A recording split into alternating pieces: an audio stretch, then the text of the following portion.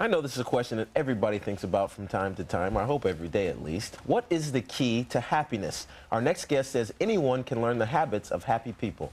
David Ireland is the author of Secrets of a Satisfying Life. Discover the habits of happy people. Thanks so much for being here. It's my pleasure, Allison and Tiki.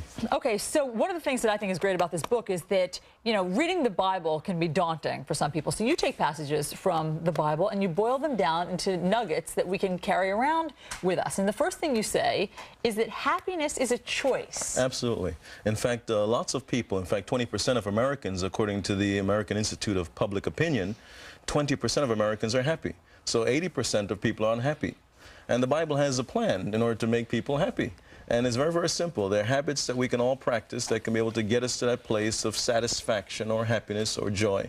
And I tell people, you need to really understand how to bring balance to your life. And it really is a choice. You say in chapter 2 of this book, Happy Habits, we cannot choose to be born. We cannot opt out of death.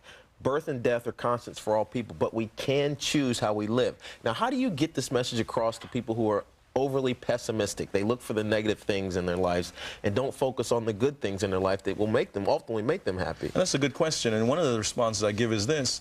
Based on just the studies from behavioral scientists, happy people and unhappy people have the same set of life experiences, same set of car accidents, same set of job losses.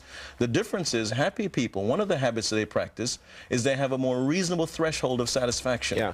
Well, that's interesting. Let's go through the habits. Yeah. So the first habit you say is they are unselfish people. What does Absolutely. that mean? That means that happy people tend to be people that are helping others.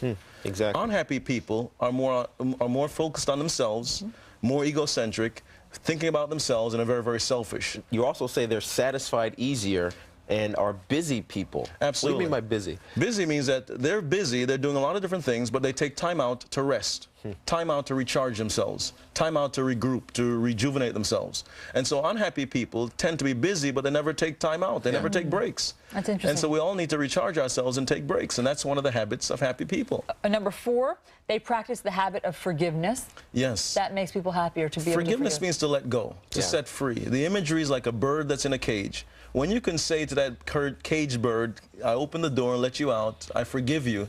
That's when we do that, forgiveness is not so much for the person who offended us. Yeah. Forgiveness is for us. Yeah, and that takes a lot of, it speaks to a lot of people, because someone will offend you and it sticks with you forever. Absolutely. And it draws on you. So every time you see that person, you have a negative thought, you have an unhappy feeling about yourself and that person, and it permeates. But I think the last one, and I like this one the best because I do it a lot, you say laugh. Laughter is a medicine. In fact, happy people laugh more than unhappy people.